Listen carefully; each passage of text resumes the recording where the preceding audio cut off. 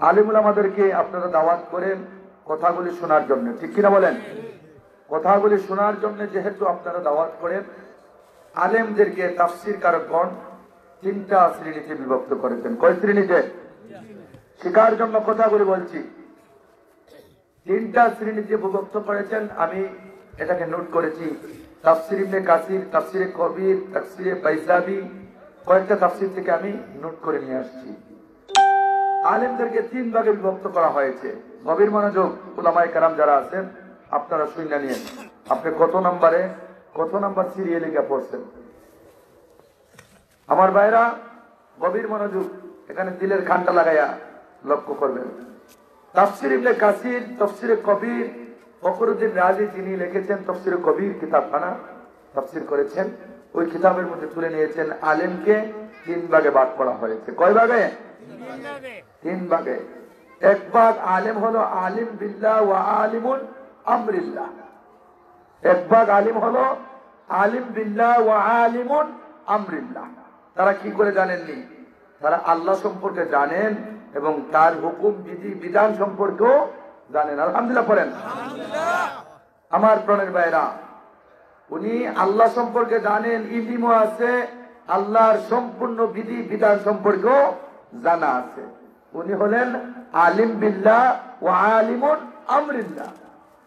ওনার জানা আছে আমরিল্লাহ মানে আদেশও করেন, ওনার মধ্যে যা আছে আদেশও করেন। সুবহানাল্লাহ পড়েন। দুই নম্বর শ্রেণীর আলেম হলো তারা যাদের নাম দেওয়া হয়েছে আলিম বিল্লাহ। আলিম বিল্লাহ, তারা শুধু আল্লাহ সম্পর্কে জানে, ইসলামের যে ফরজ বিধিবিধান আছে ওগুলো জানলেও তারা পালন করতে চায় না। দুই নম্বর। তিন নম্বর আলেম হলো আলিম বি আমরিল্লাহ। তারা কি করে? আলিম বিল আমরিল্লাহ।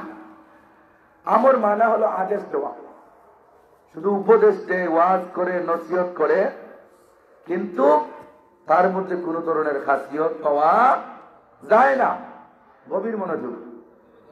কিন্তু আমার বন্ধুরা, আল্লাহর হাবিব বলেছেন যে আলিমের মধ্যে ইলম আছে, আমল আছে, সে আদেশ করে, আদেশও মানে, তা'মুরুনা বিল মা'রুফ ওয়া তানহাউনা আনিল মুনকার। নিজে ভালো কাজ করে ভালো কাজের আদেশ দেয়, নিজে মন্দ কাজ থেকে বিরত থাকে, সমাজকে মন্দ কাজ থেকে বিরত রাখে। এই আলিম হলো আলিম বিল্লাহ ওয়া আলিমুন আমরিল্লাহ। সুবহানাল্লাহ পড়েন। আর আলিম বিল্লাহ ওয়া আলিমুন আমরিল্লাহ, গভীর মনোযোগ, কথাগুলি বানানো কোনো কথা নয় আমার ভাইরা। তাহলে যে আলিম হলো শুধু আলিম বি আমরিল্লাহ, শুধু আমর, শুধু আদেশ দেয়, নিজে পালন করে না। এটা হলো এক্সাম্পল মোমবাতির মতো। মোমবাতি বুঝেননি? মোমবাতি শুধু অন্যর উপকার করে, নিজের উপকার করতে পারে না। নিজে জ্বলিয়া পুড়িয়া আংরা হয়ে যায়, অন্যকে আলো দেয়। আলহামদুলিল্লাহ বলেন। কিন্তু আমার ভাইরা বন্ধুরা লক্ষ্য করেন কথাগুলা। ওই আলিম বি আমরিল্লাহ, যে আলিম শুধু অন্যকে নির্দেশ দেয়, আদেশ দেয়, নিজে আমল করে না, ওই আলেম জাহান্নামের আগুন থেকে নিজেকে বাঁচাইতে পারে না, অন্যের উপকার করে। এই কাজ করলে জাহান্নাম থেকে বাঁচতে পারবে। ও যুবকের দলেরা, ও আমার মা বোনেরা, ও আমার বাবারা, ও দুনিয়ার মানুষেরা, শুনিয়া রাখো, এই জিনিস করলে তোমরা জাহান্নাম থেকে বাঁচতে পারবা। নামাজ পড়তে হবে, রোজা রাখতে হবে, হজ করতে হবে, যাকাত দিতে হবে, শরীয়তের বিধি বিধান, মৌলিক বিধি বিধান মানতে হবে, আল্লাহর উপরে ঈমান আনতে হবে, রাসূলুল্লাহর উপরে ঈমান আনতে হবে, ফেরেশতাদের উপরে ঈমান আনতে হবে, মরণের উপরে ঈমান আনতে হবে, মরণের পরে জীবিত হওয়াকে তুমি কি ঈমান আনতে হবে। এটার নাম ঈমান আমার ভাইরা। ঈমানের কথা বলে, আমলের কথা বলে, কিন্তু দেখা যায় যায় ওই আলেমের ভিতরে তার কোনো আমল নাই। এটা হলো আলিম বি আমরিল্লাহ, আদেশ দেয়। উনি জানেন ইলম সম্পর্কে এটা করলে পাপ হবে, কিন্তু সে পাপ করতে রাজি হইয়া যায়। নামাজ না পড়লে গুনাহ হবে, নামাজ পড়ে না। রোজা না রাখলে পাপ হবে, রোজা রাখতে চায় না। হজ না করলে পাপ হবে, হজ করতে চায় না। যাকাত না দিলে পাপ হবে, যাকাত দিতে চায় না। এই কাজগুলা না করলে পাপ হবে, কিন্তু দেখা যায় তার মধ্যে সেটা নাই, মানুষদেরকে নির্দেশ দেয়। এটাই হলো আলিম বি আমরিল্লাহ। নাউজুবিল্লাহ পড়ে অবগত হন, আমার মতো হন। আর সে শুধু মানুষের উপকার করতে পারে। এজন্য আমি বলছি, প্রথমে আমার মধ্যে যেগুলো আছে এইগুলো যেন আল্লাহ পাক জবান থেকে বাহির করেন। আর আমার মধ্যে যেগুলো নাই, যেগুলো আমার মধ্যে নাই রে বন্ধু, আমার বাবারা, এইগুলো যেন আল্লাহ পাক আমার জবান থেকে বাহির করেন না। কেন আমার ভাইরা রে, আমি যত আমলের কথা, হেদায়েতের কথা, ঈমানের কথা, কোরআনের কথা, সুন্নাহর কথাগুলি বলি, কাজ হবে না। কারণ হলো আমার মধ্যে যদি সেগুলো থাকে না, আল্লাহর কসম, আল্লাহর কসম, আমার যুবক ভাইরা রে, আমার মুরব্বী বাবারা, এই কারণে এই কথাগুলি বললাম। আমার মধ্যে যেটা নাই ওইটা যদি আমি বলি, আপনাদের কোন হৃদয়ের মধ্যে জায়গা হবে না, আপনাদের আমলে রাখবে না, আপনাদের হৃদয়কে চেক করবে না। একটাই কারণ হলো, এটা হলো আমার ভিতরে নাই, আমার মধ্যে নাই, যার কারণে এই অবস্থা হয়ে গেছে। ওয়াজ মাহফিলের অভাব নাই, কিন্তু আমলের অভাব। ঠিক কিনা বলেন? ওয়াজির অভাব নাই, ওয়াজির অভাব নাই, বক্তার অভাব নাই। লেভেস্টিং বাংকার বক্তা আছে, দেখা যায় দাখিল পাস নয়, সে বক্তা হয়ে গেছে। দেখা যায় আমলের সাথে সম্পর্ক নাই, সে নসিহত করে। বেকার হয়েছেন আপনারা। কিন্তু আমার ভাইরা, গভীর মনোযোগ দিয়ে লক্ষ্য করেন। বললাম আলেমের কথা, এখন শ্রোতার কথা বলি। শ্রোতারও অভ্যাস হয়ে গেছে, যদি কণ্ঠ একটু ভালো হয়, আওয়াজ একটু ভালো হয়, কণ্ঠ লাগাইয়া, সুর লাগাইয়া, একটু মশলা লাগাইয়া যদি এক দুইটা কাহিনী বলতে পারে, তাহলে আমরা বসবো, আসবো, নাইতে বসবো না, যাব না। ঠিক কিনা বলেন? এটা শ্রোতাদের অভ্যাস। আর আলেমদের অভ্যাস, দাখিল পাস না, তার স্ত্রী তুল্লা বক্তব্য দেওয়া শুরু করে দেয়, এমন ফতুয়া দে, এমন ফতুয়া দে, এই ফতুয়ায় বেটায় বেঠিরে তারে। ঠিক কিনা বলেন? আমার প্রাণের ভাইয়েরা, এজন্য এমন একটা সময় আমাদের মধ্যে অতিবাহিত হয়ে চলে যাচ্ছে। আমার ভাইয়েরা, আমাদেরকে সঠিক মানুষকে তালাশ করে নিয়ে আসতে হবে, সঠিক রাস্তা তালাশ করতে হবে, সঠিক কাজকে তালাশ করে নিজের ব্রেইন লাগায় রিচার্জ করে নিতে হবে, সঠিক আলিমের কথা শুনতে হবে। ইলিম ছাড়া, আমল ছাড়া, ওই আলিমের কথা শুনলে আপনি বিভ্রান্তি হয়ে যাবেন, পথভ্রষ্ট হয়ে যাবেন, হেদায়েতের রাস্তা তালাশ করে পাওয়া যাবে না রে বন্ধু। এই জন্য এই কথাটা বললাম, যারা উলামায়ে কেরাম আছেন, গভীর মনোযোগ দিয়ে কথাগুলি লক্ষ্য করেন। এই কথার মানে হলো না আমভাবে সমস্ত আলেমদের বলা হয় নাই। আলেমদের ব্যাপারে কথা বলতে হলে হুঁশিয়ারে বলতে হয়। কারণ হলো ইউটিউবের ভিতরে ওয়াজ চলে যাচ্ছে, ইন্টারনেটের ভিতরে চলে যাচ্ছে, হাজার হাজার আলিম উলামারা দেখবে, তখন এখানের ভিতরে কমেন্ট করবে, বিভিন্ন ধরনের প্রশ্নের সম্মুখীন হতে হবে। এই কারণে কথাগুলি দলিল ভিত্তিক হবে। এটা তাফসীর কবির থেকে আমি বলতেছি, তাফসীর ইবনে কাসির থেকে বলতেছি। আমার ভাইরা, এজন্য আপনাদেরকেও সতর্ক হতে হবে। আলেমদেরকে, হক্কানি রব্বানি আলেমদেরকেও সতর্ক হইয়া যাইতে হবে। আমার প্রাণের যুবক ভাইয়েরা, গভীর মনোযোগ দিয়ে লক্ষ্য করেন। আপনারা শুধু ওয়াজ শুনলে হবে না, বাড়িতে কিছু নিয়ে যাইতে হবে। ঠিক কিনা বলেন?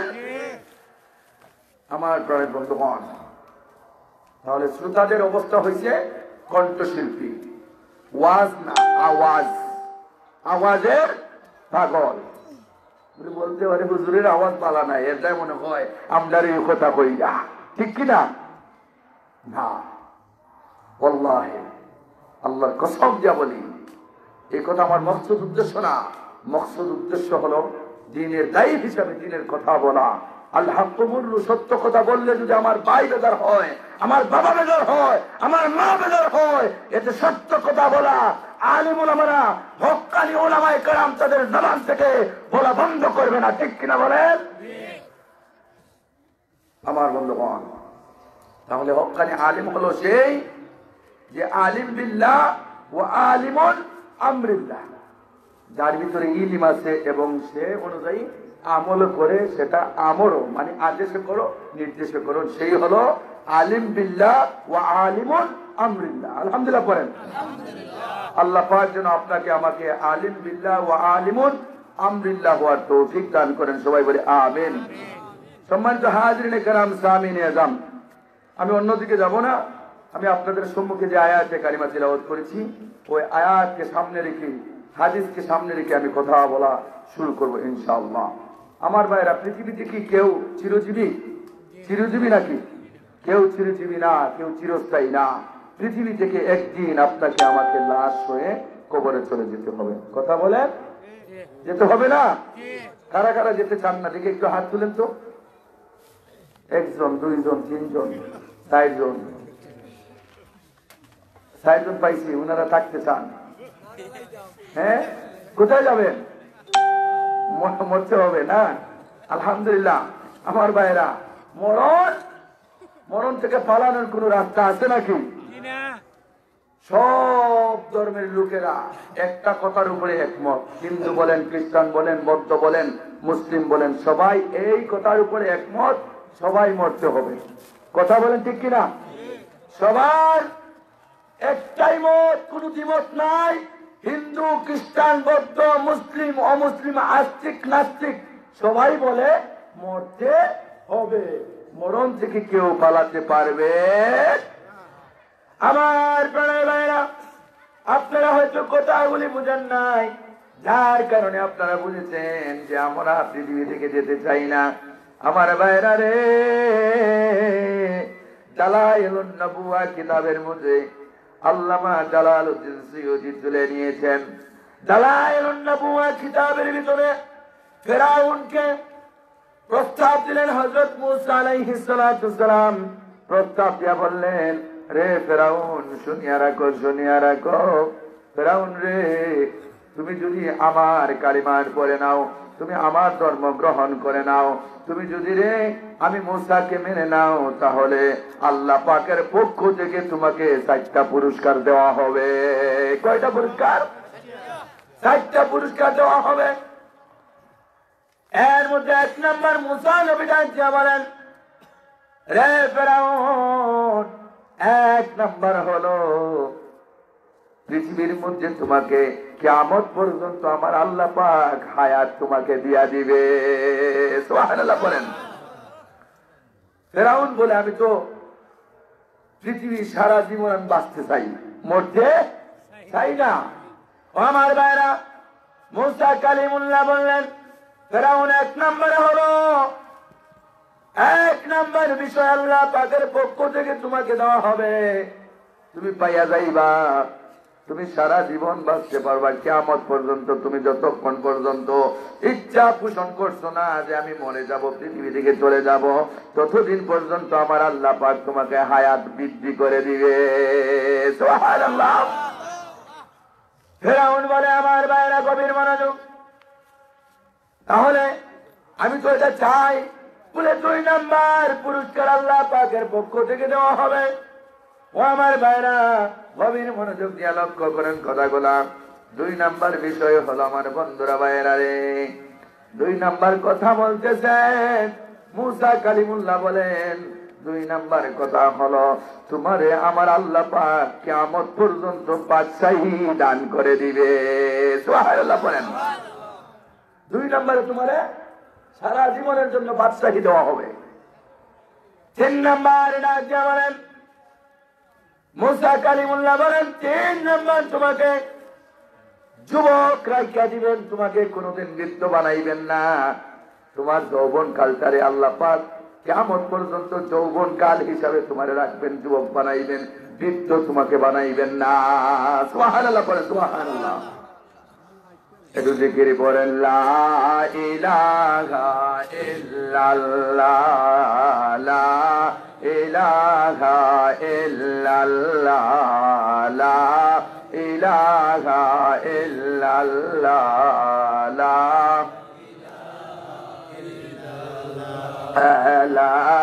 ইলাহা ইল্লাল্লাহ লা ইলাহা।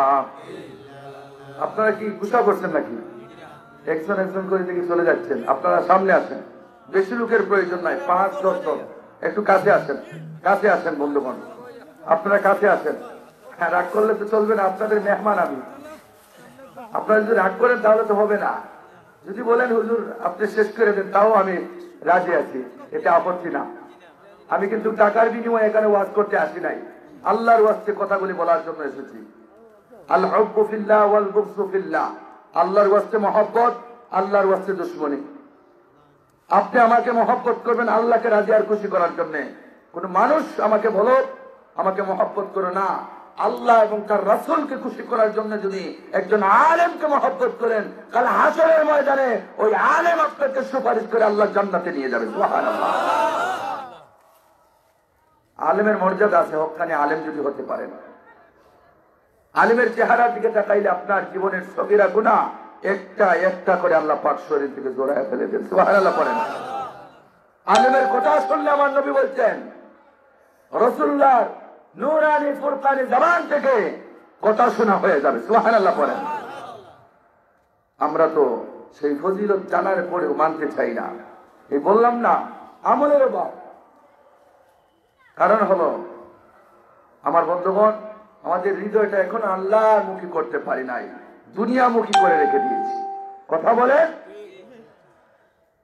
আমরা শুধু দুনিয়া খাইতে চাই।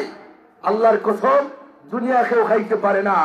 দুনিয়া দৌড়াইতে দৌড়াইতে পৃথিবীর এক প্রান্ত থেকে অন্য প্রান্তে লাগাল পাইবেন না, আপনার হায়াতের রশি শেষ হয়ে যাবে। ঠিক কিনা বলেন?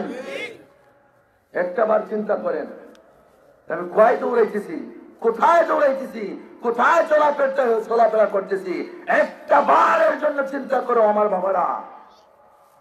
জান্নাতের বাগানে বসতে লাভ না লস?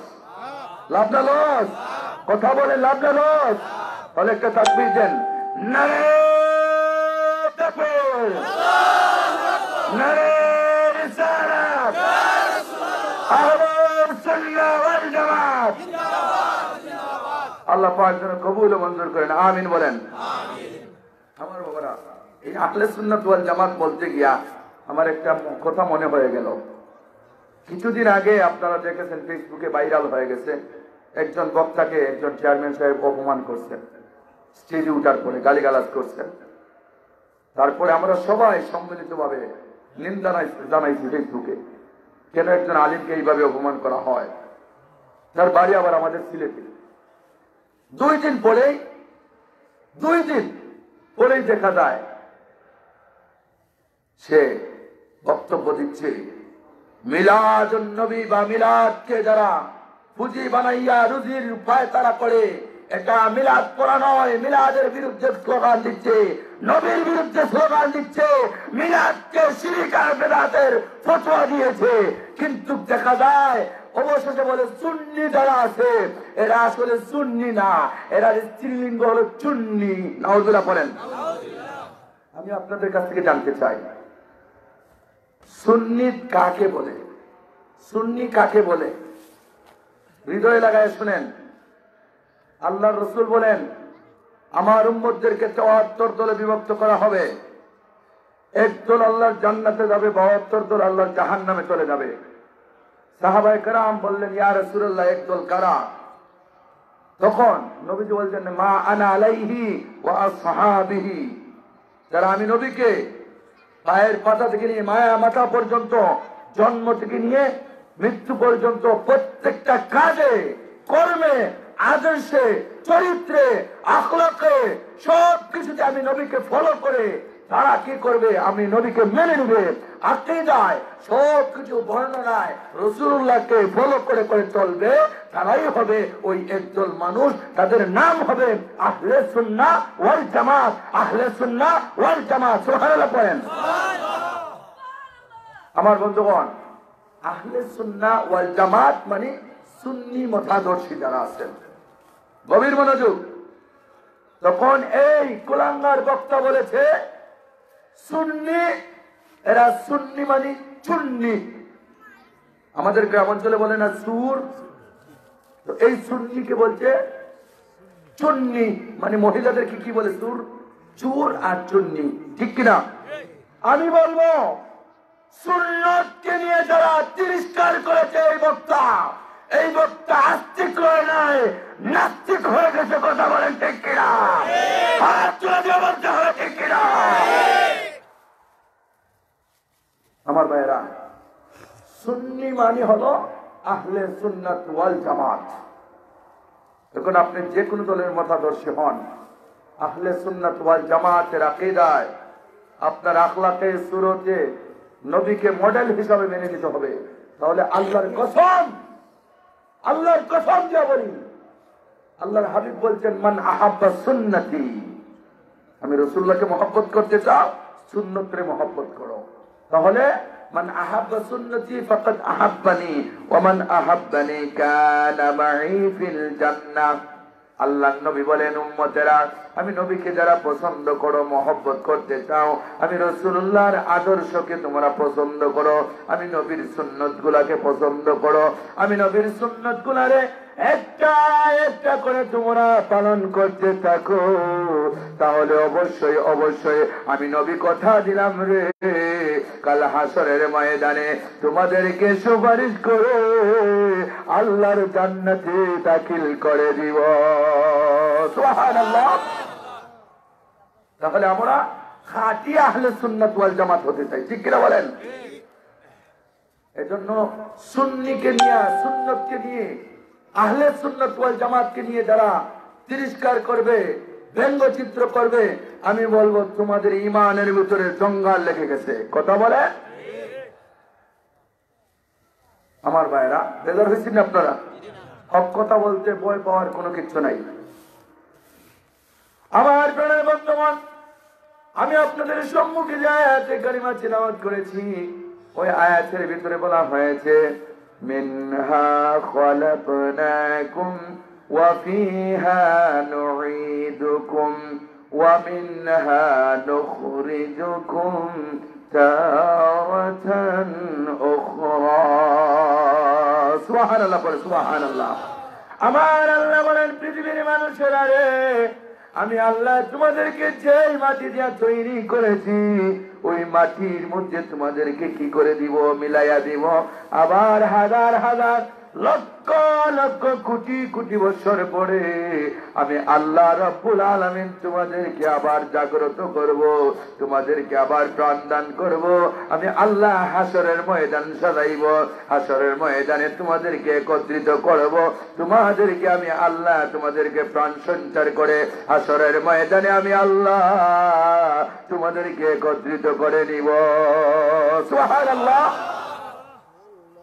আমার প্রাণের ভাইরা, গভীর মনোযোগ, আপনাকে আমাকে মননের স্বাদ গ্রহণ করতে হবে কিনা বলেন? করতে হবে।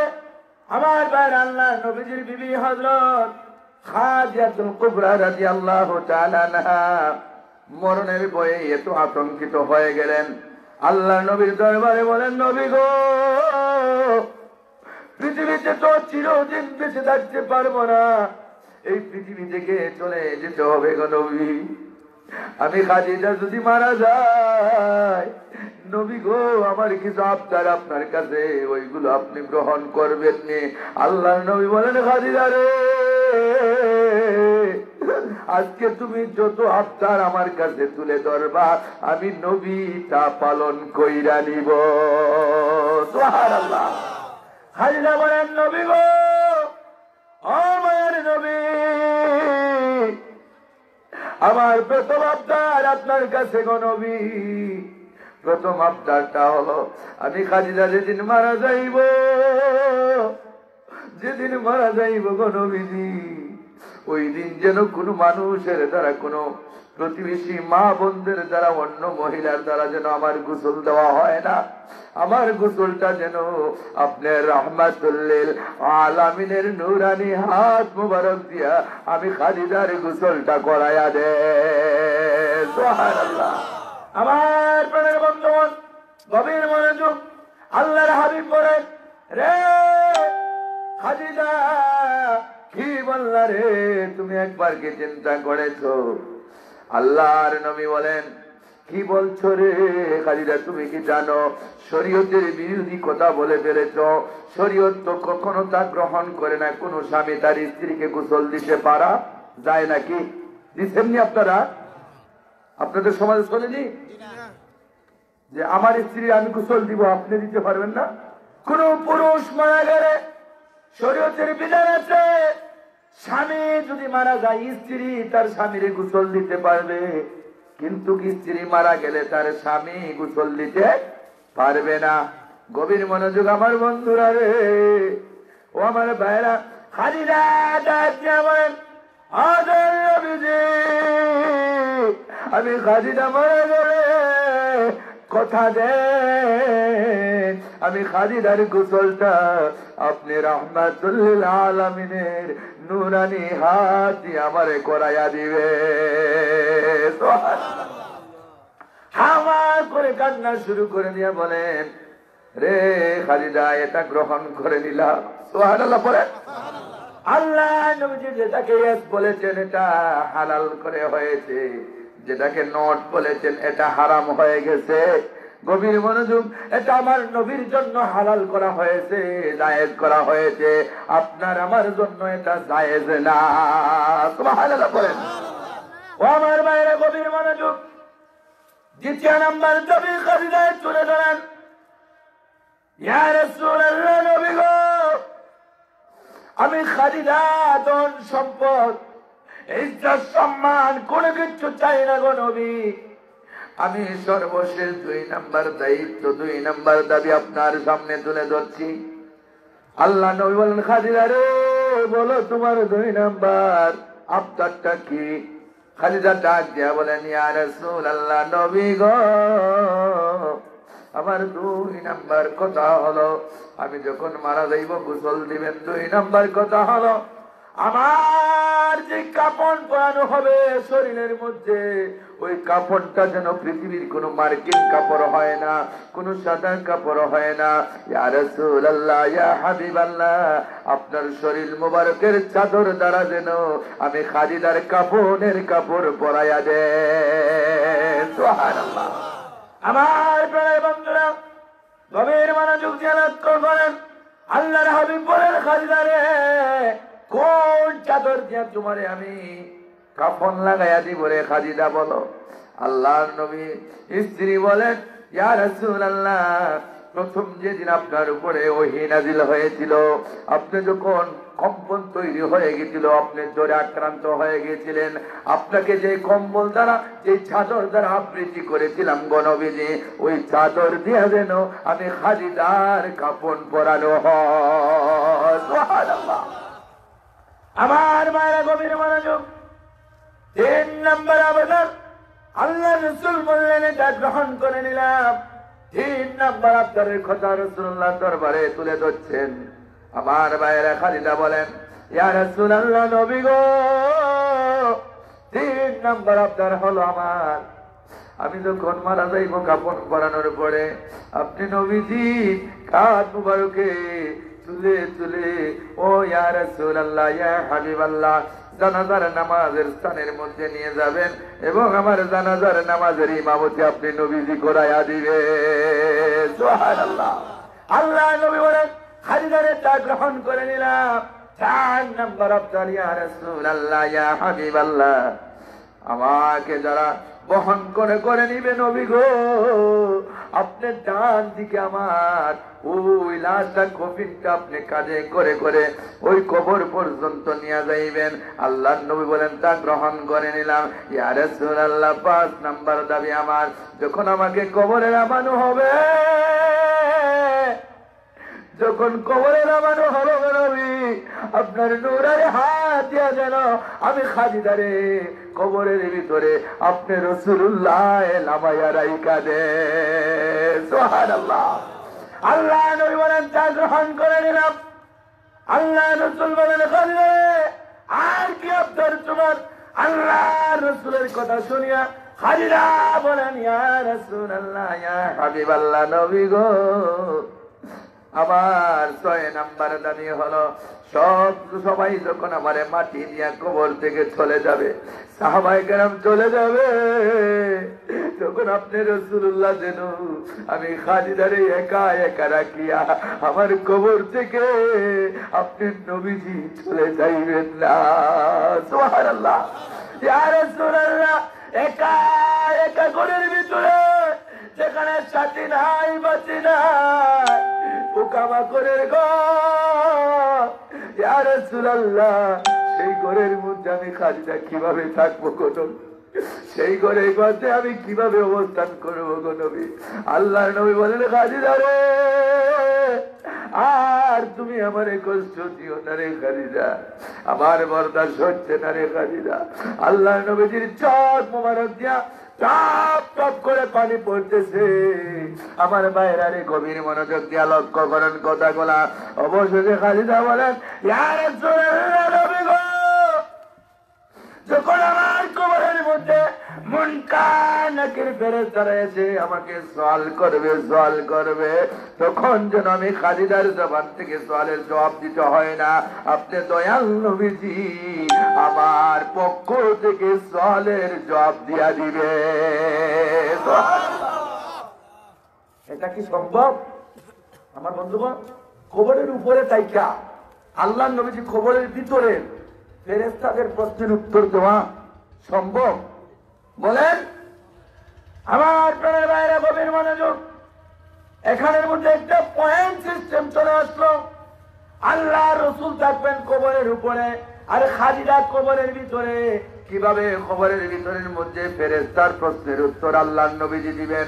আল্লাহর নবী বলেন, খালিদা রে, আমি নবীজি কথা দিলাম, আমি তোমাকে একা একা কবরে রেখিয়া আমি আসবো না, আর কবরের সওয়ালের জবাব আমি রাসূলুল্লাহর পক্ষ থেকে দিয়া দিব। সুবহানাল্লাহ, সুবহানাল্লাহ। আমার প্রাণের ভাইরা, আপনার আমার নবী হায়াতুন নবী না মোটা নবী? কথা বলেন, জানেন না আপনারা? আপনার আমার নবী হলেন হায়াতুন নবী। আমার নবী শুধু পর্দা করেছেন। পৃথিবীতে একটা চোর আছে, চলে যেতে হবে, চিরদিন থাকা যাবে না, বাঁচা যাবে না। রাসূলুল্লাহ পর্দা করেছেন। আল্লাহর নবীজির যখন ওফাত মুবারক হবে, আল্লাহর নবীজির হুজরা মুবারকের মধ্যে মা ফাতেমাতুজ জহরা রাসূলুল্লাহর নিকটে বসা। আল্লাহর নবীজির ঘরে যখন জিবরাইল আসলেন, আজরাইল আসলেন, আসিয়া যখন দরজায় নক করলেন, জিবরাইল আমিন ঘরে ঢুকলেন। আসসালাতু ওয়াসসালামু আলাইকা ইয়া রাসূলুল্লাহ, নবী গো পারমিশন দিলে ঘরের ভিতরে ঢুকবো। জিবরাইল আমিন আসলেন। আল্লাহর নবী বলেন, জিবরাইল রে, অন্যদিন আসলে তুমি একা আসতা, এখন কেন আরো একজন লোকে নিয়ে আসছো? ইয়া রাসূলুল্লাহ, ইয়া হাবিবাল্লাহ, নবী গো, আমি আমার সাথেও নিয়ে আসছি যাকে, তিনি শুধু একবার আসেন, দ্বিতীয়বার কাহারো কাছে আসেন না। ইয়া রাসূলুল্লাহ, নবী গো, আপনার পারমিশন পাইলে আমার সঙ্গের সাথী আজরাইল আপনার ঘরের ভিতরে ঢোকার পারমিশন পাইলে ঢুকবে। যদি আপনি পারমিশন দেন না গো নবীজি, তাহলে আজরাইল আপনার দরজা থেকে আবার রিটার্ন চলে যাবে। সুবহানাল্লাহ। এমন ভরপুর নবী আপনার আমার। সুবহানাল্লাহ বলেন। আমার প্রাণের বাবারা, গভীর মনোযোগ দিয়ে লক্ষ্য করেন। আল্লাহ নবীজি যখন রূহটা বাহির করবেন, এর আগে ফাতেমাতুজ জহরা রাদিয়াল্লাহু তাআলা আনহা টের পেয়ে গেলেন আল্লাহ নবীজি পৃথিবী থেকে চলে যাবেন। দরজা খুলতে চাচ্ছেন না। আল্লাহ নবীজি বললেন, ফাতেমা রে, দরজা খুলে দাও, তুমি চিনতে পারো নাই, একজন হলেন জিবরাইল আমিন তোমার চাচা, আর একজন হলেন যার নিকটে, যার কাহারো নিকটে একবার যান তিনি হলেন আজরাইল। সুবহানাল্লাহ বলেন। আসতে দাও রে, আসতে দাও।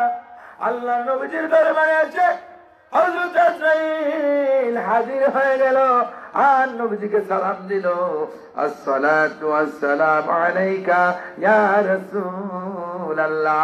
আল্লাহ নবীজি সালামের উত্তর দিলেন, মানে পারমিশন দিয়ে দিলেন।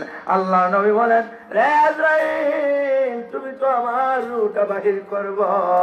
আল্লাহর নবীর রূহ মুবারক বাহির করা হবে। এমন অবস্থায় আল্লাহর নবী বলেন, রে আজরাইল, আমার গুনাহগার উম্মতের জান তুমি কিভাবে কবজ করো আমার একটু অনুভব দেখায়া দিবানি।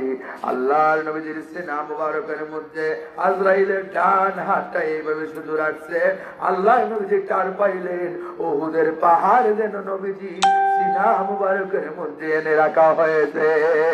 সুবহানাল্লাহ বলেন। আল্লাহর নবীর চোখ বেয়ে পানি পড়তেছে আমার ভাইরা। এমন অবস্থায় বলে, আজরাইল রে, এটাই বুঝি রে, এটাই বুঝি মরণের কষ্ট রে আজরাইল, এটাই বুঝি তোমার হাত রাখার বহন। আমার ভাইরা রে, গভীর মনোযোগ দিয়া লক্ষ্য করেন। আল্লাহর নবীজি বলেন, আমার গুনাহগার উম্মতেরা কিভাবে বরদাস্ত করবে রে, কিভাবে বরদাস্ত করবে আমার গুনাহগার উম্মতের জান যখন তুমি কবজ করবা। আল্লাহর নবীর রূহ মুবারক যখন বাহির করা হলো, বাহির করিয়া যখন নেওয়া হচ্ছে, আল্লাহ রাব্বুল আলামিন আমার ভাইরা যখন গুনাহগার মানুষের রূহটা যখন নিয়ে যাওয়া হয়, তখন আমার বাবারা দুইটা স্থান আছে, একটা আছে ইল্লিন আর একটা আছে সিজ্জিন। ইল্লিন মানা হলো নেককারদের রূহ নিয়ে রাখার স্থান, আর সিজ্জিন মানা হলো গুনাহগার কাফির কুফফারদের ওই রূহটা নিয়ে রাখার স্থান। এখানে আযাবখানা, আযাবখানা। আল্লাহু আকবার বলেন। আমার প্রাণের ভাইরা, গভীর মনোযোগ। ও আমার বাবারা, গভীর মনোযোগ দিয়ে কথাগুলি লক্ষ্য করতে হবে। আজকে এখান থেকে জানতে হবে ভালো মানুষের মৃত্যু কিভাবে হয়, খারাপ মানুষের মৃত্যু কিভাবে হয়, মৃত্যু হওয়ার আগে কয়টা কয়টা আলামত পাওয়া যায়। এটা যখন আপনার জানা হয়ে যাবে রে ভাই, বুঝতে পারবেন আপনার মৃত্যুর সময় আর বেশি বাকি জানার দরকার আছে কিনা। আমার ভাইরা, আমি বিভিন্ন কিতাব থেকে এগুলো রিসার্চ করে থাকি। কারণ হলো এগুলো আপনার আমার এক নম্বরের বিষয় হলো, এগুলো তো অনেক আলোচকরা এটা আলোচনা করতে চান না।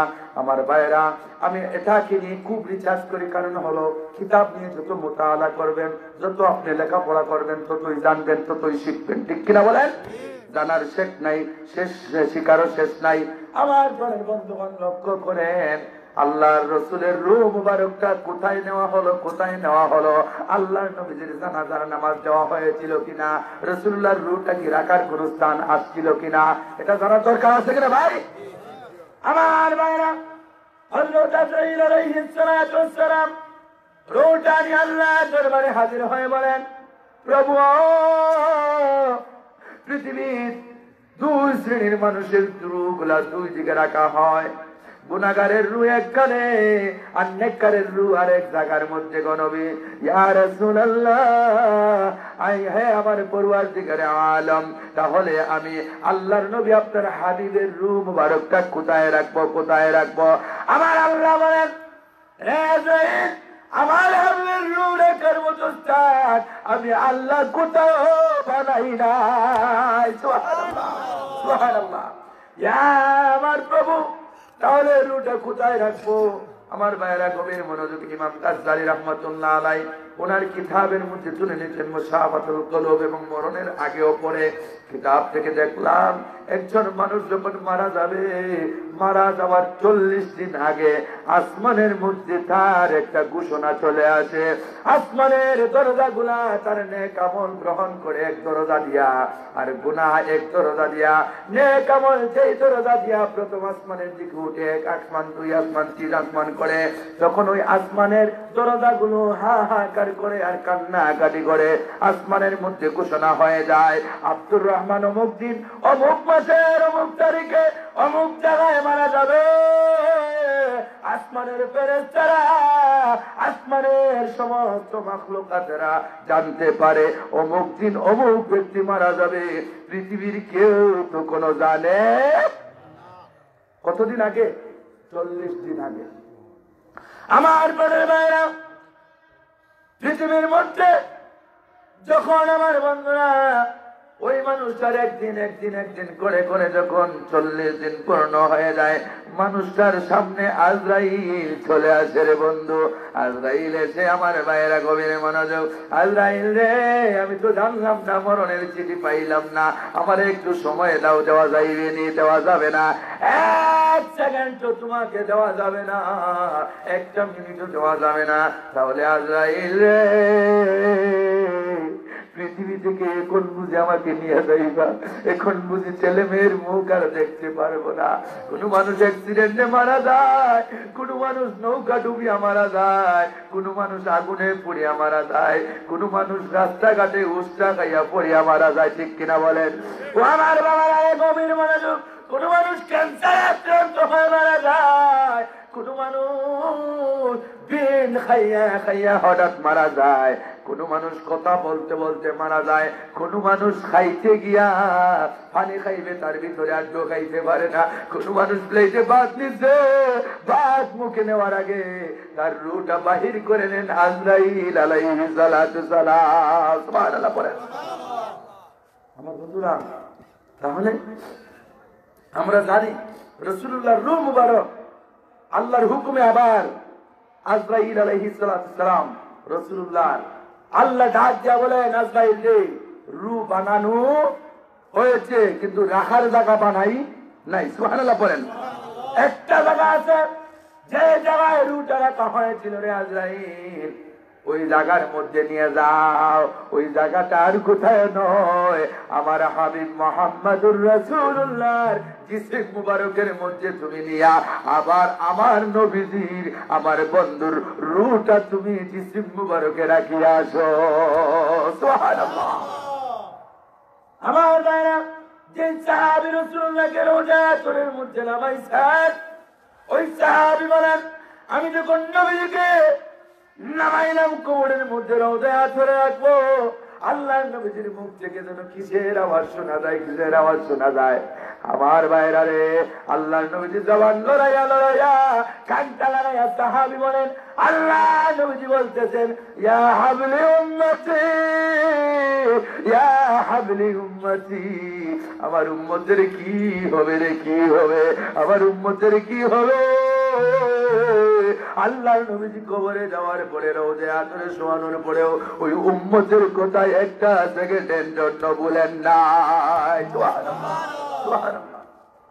তাহলে আমার নবীজি রওজায়ে আতরে সশরীরে জিন্দা অবস্থায় আছেন, আলহামদুলিল্লাহ করেন। আমার বন্ধুগণ, লক্ষ্য করেন কথাগুলা। পরিশেষে খাদিজা রাদিয়াল্লাহু তাআলা আনহুর কথা বলছিলাম, মনে আছে আপনাদের? খাদিজা রাদিয়াল্লাহু তাআলা আনহা অবশেষে আবদার জানাইলেন, কিছুদিন পরে উনি ইন্তেকাল করেছেন। ইন্তেকাল করার পরেই ওনাকে রাসূলুল্লাহ যেগুলো কি করেছেন, কথা দিয়েছেন, ওয়াদা করেছেন, একটা একটা করে পালন করা শুরু করে দিচ্ছেন। সুবহানাল্লাহ করেন।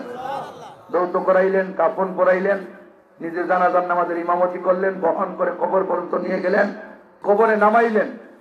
নামাই আল্লাহ নবীজি কি বলেন দেখেন, কবরের মধ্যে, কবরের দিকে তাকান, আর খাদিজা লাশ মুবারকের দিকে তাকাইয়া আল্লাহর নবীজির অতীতের কথা মনে হয়ে গেছে। যে সময় এতিম নবী পৃথিবীতে এসেছেন, বাবার মাজার কবরস্থান দেখানো থেকে আল্লাহর রাসূল নিজের মার মুখটা হারায়া ফেলেছেন। মা হারানোর পরে একমাত্র দাদা জানের কাছে আশ্রয় নিয়েছেন, দাদা জানকেও হারাইছেন, চাচা জানের কাছে আশ্রয় নিয়েছেন, চাচা জানের মুখ হারাইছেন। অবশেষে এতিম নবী কোন জায়গায় আশ্রয় নাই, আশ্রয় নাই। ও আমার ভাইরা, আল্লাহর হাবিব তখন হযরত খাদিজাতুল কুবরা রাদিয়াল্লাহু তাআলা আনহা আল্লাহর নবীর দিয়া ব্যবসা শুরু করে দিয়েছিল। দেখা গেছে ব্যবসার মধ্যে এত বেশি লাভ হয়, এত বেশি বরকত হয়, আল্লাহর নবীর হাত মুবারক যেই জিনিসের মধ্যে লেগে যায়, আমার আল্লাহ পাক এটার মধ্যে কোটি কোটি বরকত ঢেলে দেয়। আমার ভাইরা, খাদিজাতুল কুবরা রাদিয়াল্লাহু তাআলা আনহাকে কবরে নামাইবেন, রাসূলুল্লাহর চোখ মুবারক দিয়া পানি ওজরে পড়তেছে। আল্লাহর নবী চিন্তা করেন, খাদিজা রে, যখন আমার কেউ আমার পাশে ছিল না, আমাকে সাহায্য করার মতো কেউ ছিল না, আমি যখন অসহায় ছিলাম রে খাদিজা, তুমি আমাকে সহায়তা করেছো, তুমি ইসলামের জন্য তোমার সম্পদ ব্যয় করেছো, তোমার সবকিছু ব্যয় করেছো, তোমার জান মাল, তোমার সব কিছু তুমি বিলীন করে দিয়েছো ইসলামের জন্য রে খাদিজা। আজকে খাদিজা রে তোমার কবরে রেখে যাইব কি করে? আল্লাহর নবীর চোখের পানি ছেড়ে দিয়া হাউমাউ করে কান্না শুরু করে দিয়েছেন আমার ভাইয়েরা। ও আমার বাবারা, মাটি দেওয়ার সময় আমরা পড়ি কি পড়ি? প্রথম দোলা দেওয়ার সময় মিনহা খলাকনাকুম, আর দ্বিতীয় দেওয়ার সময় আমরা পড়ি ওয়া ফিহা নুঈদুকুম ওয়া মিনহা নুখরিজুকুম তারাতান উখরা। তিনটা দোলা দেওয়ার সময় আমরা কুরআনুল কারীমের আয়াতে কারিমা পড়ি মিনহা খলাকনাকুম ওয়া ফিহা নুঈদুকুম ওয়া মিনহা নুখরিজুকুম তারাতান উখরা। বলে আমরা তিনটা মাটির দোলা দেই, ঠিক কিনা বলেন? কিন্তু রাসূলুল্লাহ এগুলা আদর দেখায় গেছেন উম্মতের জন্য। সুবহানাল্লাহ বলেন। খাদিজা রাদিয়াল্লাহু তাআলা আনহাকে কবরস্থ করা হয়েছে, রাসূলুল্লাহ এখানে দাঁড়িয়ে আছেন। কিসের জন্য? খাদিজা রাদিয়াল্লাহু তাআলা আনহাকে কথা দিয়েছিলেন, আমি তোমাকে একা রেখে যাব না, তোমার কবরের সওয়ালের জবাব আমি নবীজির পক্ষ থেকে দেওয়া হবে। সুবহানাল্লাহ বলেন। রাসূলুল্লাহ কবরের উপরে, খাদিজা 3.5 হাত মাটির নিচে। আমার বন্ধুগণ, তখন বোঝা যায় আল্লাহর রাসূল পৃথিবীতে দেখে খবরের খবর কিভাবে বলতে পারেন। সুবহানাল্লাহ বলেন। সুবহানাল্লাহ। আমার প্রাণের ভাইরা, লক্ষ্য করেন কথাগুলা। মানুষ যখন মারা যায়, আমার ভাইরা, কিছু মানুষ আছে যেই মানুষগুলা, আচ্ছা আলহামদুলিল্লাহ, আমার বন্ধুগণ লক্ষ্য করেন, আমি প্রথমত বলতে চাচ্ছি আমার ভাইরা রে, মানুষ যখন মারা যায় কিছু ভালো মানুষের মরণ আছে, মুমিন মানুষের মরণ আছে, জান্নাতি মানুষের কিছু আলামত আছে, আছে কিনা? হাদিসের কিতাবের মধ্যে তুলে নেওয়া হয়েছে। গভীর মনোযোগ আমার ভাইরা।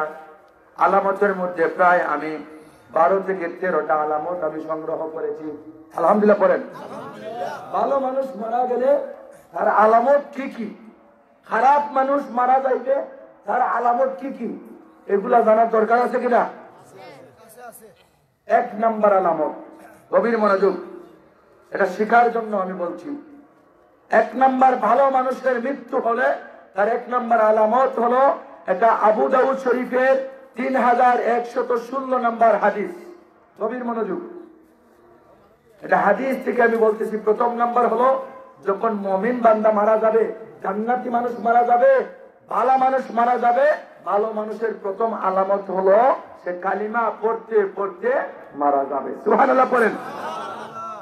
এমন মানুষ আছেন না, জবান থেকে কালিমা পড়তেছে লা ইলাহা ইল্লাল্লাহু মুহাম্মাদুর রাসূলুল্লাহ সাল্লাল্লাহু, কিন্তু আমরা পাশে বসি যারা, এরা বলে এই ভাই পড়ো লা ইলাহা ইল্লাল্লাহ, পড়ো লা ইলাহা ইল্লাল্লাহ, লা ইলাহা ইল্লাল্লাহ, তালকিন দেওয়া শুরু করি। গভীর মনোযোগ, তালকিন দিবেন সিস্টেম আছে। যিনি মৃত ব্যক্তি উনি তো বেহুশ অবস্থায়, কিন্তু আমার ভাইরা, আমার পীর ও মুর্শিদ ফুলতলি সাহেব কিবলা জিকিরের ভিতরে আমি এটা বলেছি, একটা আমলের কথা সব সময় বলতেন, যখন দম টান দিবেন লা ইলাহা, যখন ছাড়বেন ইল্লাল্লাহ, অর্থাৎ লা ইলাহা ইল্লাল্লাহ। গভীর মনোযোগ, এটার মানে কি? যখন মরণ আপনার পাশে চলে আসবে, যখন আপনার হাত নাড়াইতে পারবেন না, জবান নাড়াইতে পারবেন না, পাও নাড়াইতে পারবেন না, চোখ নাড়াইতে পারবেন না, বেইনে কাজ করবে না, কাজ করবে কি? শ্বাস প্রশ্বাস, শ্বাস প্রশ্বাস, এটা জারি থাকবে। সুবহানাল্লাহ পড়ে। সুবহানাল্লাহ। আল্লাহর ওলিদের হিকমত, আমার মুরিদিন মুহিব্বিন তাদেরকে যেন আমলের কথা বলে, এমন আমলের কথা মরণের সময় যেন সে জিকির করতে করতে ঈমানের সাথে মরণ হয়ে যায়। সুবহানাল্লাহ পড়েন। কেন? আপনি যখন শ্বাস নিবেন লা ইলাহা, ছাড়বেন ইল্লাল্লাহ, যখন আপনার মৃত্যুর সময় সাকরাত শুরু হয়ে যায়, যখন আপনি শ্বাস টানতেছেন লা ইলাহা, ছাড়তেছেন ইল্লাল্লাহ। যখন আপনার অভ্যাস করেছেন তো দুনিয়ায় থাকতে, যখন আপনি ছিলেন ঘুমানোর সময় টান দিয়েছেন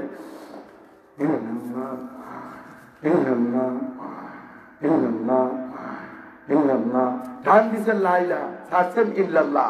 যখন এটা অভ্যাস হয়ে গেছে, যখন আপনার শ্বাসটা দাঁড়িয়ে আছে মৃত্যুর সময়, তখন আপনি টান দিয়েছেন লা ইলাহা আর ছেড়েছেন ইল্লাল্লাহ। মৃত্যুর সময় কালিমা পড়তে পড়তে আপনি মারা গেছেন। সুবহানাল্লাহ পড়েন। আমার ভাইরা, মৃত্যুর এক নম্বর আলামত হলো যখন মরণ হয়ে যাবে, তখন মুমিন বান্দারা, জান্নাতি বান্দারা, জান্নাতি মানুষেরা কালিমা পড়তে পড়তে জবান দিয়া সে ঈমান নিয়া কবরে চলে যাবে। সুবহানাল্লাহ। 2 নম্বর আলামতের কথা বলা হয়েছে মুসনাদে আহমদ, হাদিস নাম্বার হলো বা আমার ভাইরা 22,513 নম্বর হাদিস। এই হাদিসের ভিতরে আসছে আল্লাহর বান্দা যখন মারা যাবে 2 নাম্বার আলামত জানিয়ে নেন, ওই বান্দাটার কপালটা গামিয়া যাইবে, গামিয়া যাইবে। সুবহানাল্লাহ পড়েন। জান্নাতি মানুষ, মুমিন মানুষ, ভালো মানুষ যখন মারা যাবে, মারা যাওয়ার পরে দেখবেন তার এই যে কপাল গামতাছে, গামতাছে। সুবহানাল্লাহ পড়েন। তখন আপনার মনে হবে, হুজুর যে বলছিলেন মরণের পরে একটা মানুষের এই যে শরীরে অর্থাৎ তার কপাল ঘামবে, বলতে কপাল ঘামতেছে, আলহামদুলিল্লাহ ওই মানুষটার আলামত ভালো, আলামতে বলে দিচ্ছে সে জান্নাতি মানুষ। আলহামদুলিল্লাহ পরে আলহামদুলিল্লাহ। 3 নাম্বার কথা রাসূলুল্লাহ সাল্লাল্লাহু আলাইহি ওয়াসাল্লামের বাণী মুসনাদে আহমদের মধ্যে 6445 নম্বর হাদিসের ভিতরে আসছে যখন মুমিন মানুষ মারা যাবে, মুমিন মানুষটা মারা যাবে যেই দিন, ওই দিন হবে জুমাবারি দিন। সুবহানাল্লাহ পড়েন। কি বার হবে? জুমাবার, জুমাবারি রাত অথবা জুমাবারি দিন। এখন কাফেরও তো জুমাবারি মারা যায়, এজন্য কি কাফের জান্নাতে যাবে? না। ইমানদার ব্যক্তি যখন কি করলো জুমাবারি দিনে মারা যাবে, আল্লাহ নবী অন্য হাদিসের ভিতরে বলেন ওই মানুষটার কবরের গুর আযাব আমার আল্লাহ পাক মাফ করে দিবে। সুবহানাল্লাহ। গুর আযাব মানে কি বুঝেননি? যখন কবরে রাখা হয়, কবরের 2 পাশে 2টা ছাপ দেওয়া হয়। এই যে এই পাশের হাড় ওই পাশে চলে আসে, আর ওই পাশের হাড় ওই পাশে চলে আসে, এক পাশের হাড় অন্য পাশে গিয়া এইভাবে লেগে যায়। তখন আপনার সব কিছু এলোমেলো হয়ে যায় রে বাবা। তখন চিৎকার দিবেন, কোন লাভ হবে নাকি? হবে না আমার ভাইরা। 3 নাম্বার আলামত হলো ওই মানুষটার আমার ভাইরা লক্ষ্য করেন মৃত্যু হবে জুমাবারি দিনে। 4 নাম্বার আলামত বলা হয়েছে হাদিসের কিতাবের মধ্যে আমার ভাইরা, ওই মানুষটা মারা যাবে এমন মাসে, রমজানুল মুবারক মাসে। সুবহানাল্লাহ পড়েন। রমজান মাসে মুমিন ব্যক্তি মারা যাবে আমার ভাইরা। 5 নাম্বার আলামতের কথা বলা হচ্ছে ওই মানুষটা যখন হজ করতে যাবে, হজ করতে যাবে, খানায়ে কাবা তওয়াফ করবে, তওয়াফ করতেছে করতেছে হঠাৎ ওই মানুষটা মারা গেল, হজ করা অবস্থায় মারা গেল, সফরে রওনা হয়েছে মারা গেল। আল্লাহর হাবিব বলে দেন ওই মানুষটা আমার আল্লাহ পাক জান্নাতি বলে ঘোষণা দিয়ে দিয়েছে। তাহলে হজে গিয়া যদি কোনো মানুষ মারা যায়, মনে করবেন ভালো মানুষ মারা গেছে, জান্নাতি হয়ে মারা গেছে। সুবহানাল্লাহ পড়েন। 6 নম্বরে বলা হয়েছে আমার বাবারা, এই কিতাব হলো মুসলিম শরীফের মধ্যে 1915 নম্বর হাদিসের ভিতরে বলা হয়েছে যখন আমার ভাইরা ভালো মানুষ মারা যাবে, ভালো মানুষটার আলামত 6 নম্বর আলামত হলো ওই মানুষটা ইসলামের জন্য জিহাদ করতে করতে জিহাদের ময়দানে শহীদ হইয়া যাবে। আর শহীদ কোনদিন মরে না, শহীদগণকে আমার আল্লাহ ঘোষণা করে দিয়েছেন তারা জীবিত জীবিত জীবিত, তাদেরকে আমার আল্লাহর পক্ষ থেকে খাবার দেওয়া হয়, তাদেরকে আমার আল্লাহ পাক রিজিক দেন, তাদেরকে আমার আল্লাহ পাক শোনার ক্ষমতা দেন, তাদেরকে সুপারিশের ক্ষমতা দেন। আমার আল্লাহ পাক তাদেরকে এমন সাফায়াতের ক্ষমতা দিবেন, তাদেরকে শহীদ হয়েছিল যে কাপড়ে, ওই কাপড়ে ওই শহীদকে তাদের কবরস্থ করা হয়। সুবহানাল্লাহ বলেন। যে মানুষ ইসলামের জন্য শহীদ হয়ে গেল, ওই মানুষটা ইসলামের জন্য জিহাদ করতে করতে যখন মারা যাবে, ওই মানুষটা ভালো মানুষ হয়ে মারা গেল, ওই মানুষটা জান্নাতি হয়ে পৃথিবী থেকে চলে গেল। আমার নবী বলেন ওই মানুষটা পৃথিবী থেকে জান্নাতের সার্টিফিকেট নিয়ে কবরে চলে গেছে। সুবহানাল্লাহ। আমার প্রাণের ভাইরা, 7 নম্বরে বলা হয়েছে আমার বাবারা মুসলিম শরীফের 1913 নম্বর হাদিসের ভিতরে, যখন দেশের সার্বভৌমত্ব রক্ষার জন্য, দেশের সার্বভৌমত্ব রক্ষার জন্য আরবি, বিডিআর, র্যাব, যারা দেশের সার্বভৌমত্ব মানে সম্পদ রক্ষার জন্য যদি বড় বেশি মানুষদের সাথে যুদ্ধ লাগে, যুদ্ধ অবস্থায় যদি আমার দেশের সম্পদ রক্ষার্থে যদি মারা যায়, তাহলে ওই রেব, বিডিআর, বর্ডার গার্ড আমার রসুল ঘোষণা দিচ্ছেন ওকে শহীদ দরজা দান করা হবে, জান্নাতি বলে আল্লাহ রসুল ঘোষণা করে দিচ্ছে। সুবহানাল্লাহ পড়েন। যদি ঘুষখোর হয় রেব, ঘুষখোর বিডিআর হয়, ঘুষখোর হয় বর্ডার গার্ড, তাহলে তো তাকে এই ঘোষণায় প্রযোজ্য হবে না। কারণ দেশের সার্বভৌমত্ব রক্ষার্থে যদি সে জিহাদের মধ্যে মারা যায়, তাহলে সে শহীদের দরজা পাইবে। সুবহানাল্লাহ পড়েন। তবে নামাজ না পড়িয়া হলে হবে না, নামাজ পড়তে হবে। এবার মারা গেলে শুধু হবে না, নামাজ হতে হবে, পরহেজগার হতে হবে, আল্লাহওয়ালা হতে হবে। আমার ভাইরা, 8 নম্বরে বলা হয়েছে আমার নবীজি বলেছেন, ও আমার ভাইরা লক্ষ্য করেন কথাগুলা, ভালো কাজের উপরে কোন মানুষ যখন মারা যায়, ভালো কাজ মানে কি? ভালো কাজ কি? এখানে এসেছেন আপনারা ভালো কাজের জন্য, ঠিক কিনা বলেন? এখানে এসেছেন ভালো কাজের জন্য, মসজিদে নামাজ পড়ার জন্য যাইতেছেন, এমন অবস্থায় মারা গেছেন। আপনি ওয়াজ মাহফিলে আসার জন্য রাস্তায় মারা গেছেন। আপনি আমার ভাইরা অন্য মানুষের বিচার, ভালো বিচার করার জন্য মারা গেছেন রাস্তায়।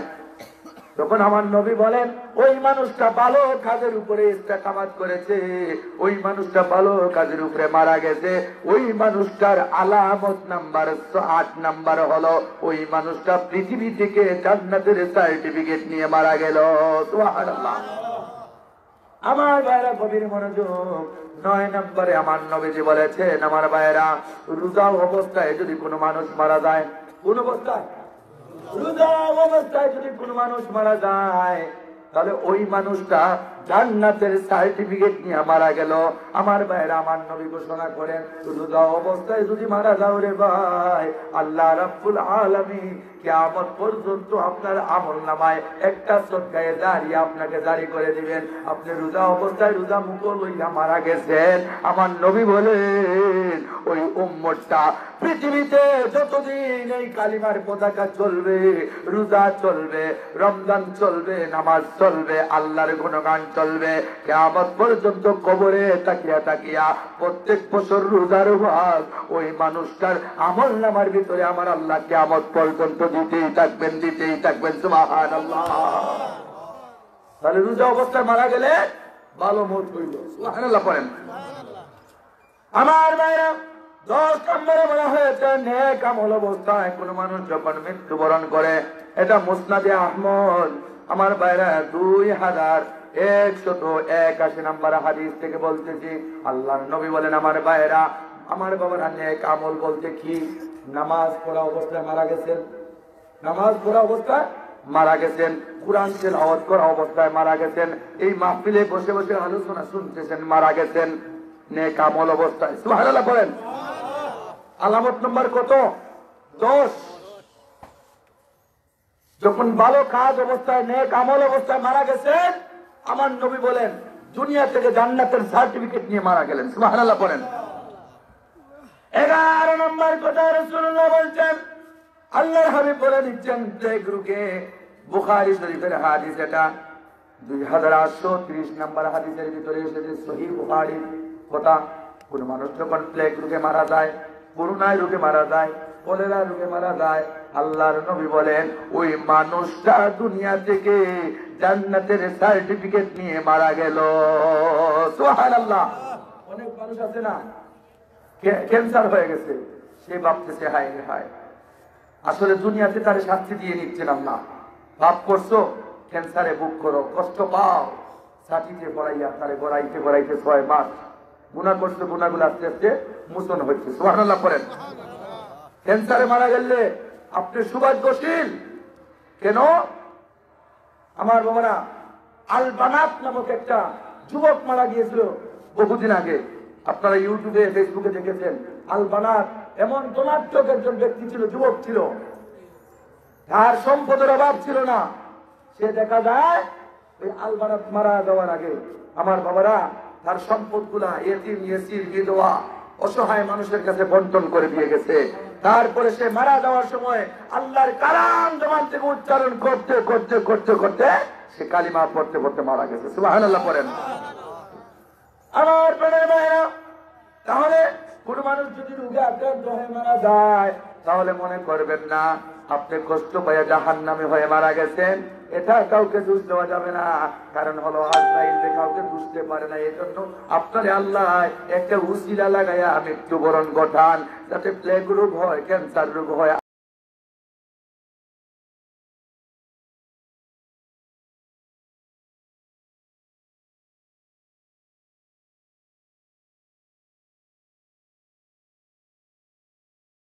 মানুষ হিসাবে গ্রহণ করে নিবে। সুবহানাল্লাহ। বেজার হওয়ার কিচ্ছু নাই, কষ্ট পাওয়ারও কিচ্ছু নাই। এজন্য প্রবাসে যারা আছেন মনে করবেন না যে করোনায় আক্রান্ত হয়ে মারা যাচ্ছি এটা আমার জন্য দুর্ভাগ্য না, এটা আপনার কপাল ভালো। আলহামদুলিল্লাহ করেন। আমার 12 নম্বর আলামত হলো গর্ভ অবস্থায় যদি, এটা আবু দাউদ শরীফের মধ্যে 3111 নম্বর হাদিসটা আমি নোট করে নিলাম। কোন মানুষ যদি, কোন মহিলা যদি গর্ভ অবস্থায় মারা যায়, আল্লাহর নবী এখানের ভিতরে লম্বা কথা বলেছেন। কোন মহিলা যদি গর্ভ অবস্থায় মারা যায়, 1 নম্বরে হলো ওই মানুষটা, ওই মহিলাটারে আমার আল্লাহ শহীদি দরজা দান করে দিবে। সুবহানাল্লাহ। 2 নম্বরে ওই মহিলাটাকে আমার আল্লাহ পাক জান্নাতি সার্টিফিকেট দিয়া দুনিয়া থেকে বিদায় দিলে। সুবহানাল্লাহ।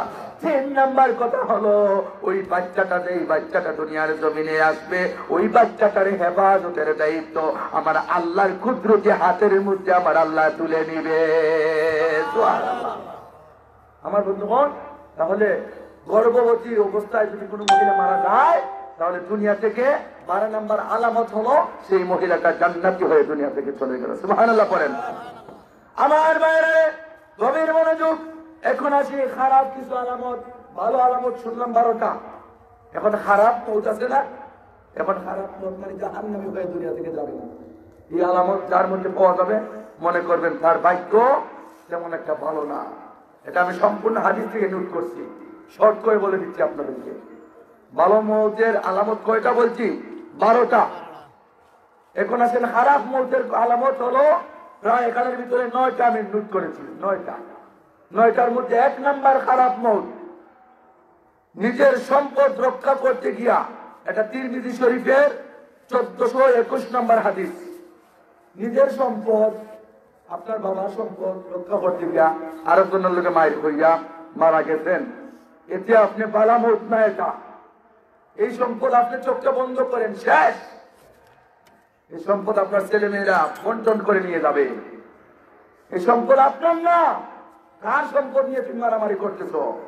আমার নবী বলেন, নিজের সম্পদ রক্ষার্থে যদি তুমি মারা যাও, অর্থাৎ তোমার উত্তরাধিকারী বাবার সম্পদ অথবা চাচার সম্পদ, অন্য কোন জায়গা নিয়ে, জমিন নিয়া, টাকা নিয়া, পয়সা নিয়ে মারামারি করে মারা যাও, এটা ভালো মৌত না, ভালো মৌত না। এটা হলো আপনার দুর্ভাগ্যশীল খারাপ মৌত। নাউজুবিল্লাহ বলেন। এই মৌত চান নাকি আপনারা? তবে একটা মৌত ভালো, কোন মানুষ যদি আমাকে হত্যা করে তাহলে এই মৌতটা উত্তম মৌত। আলহামদুলিল্লাহ বলেন।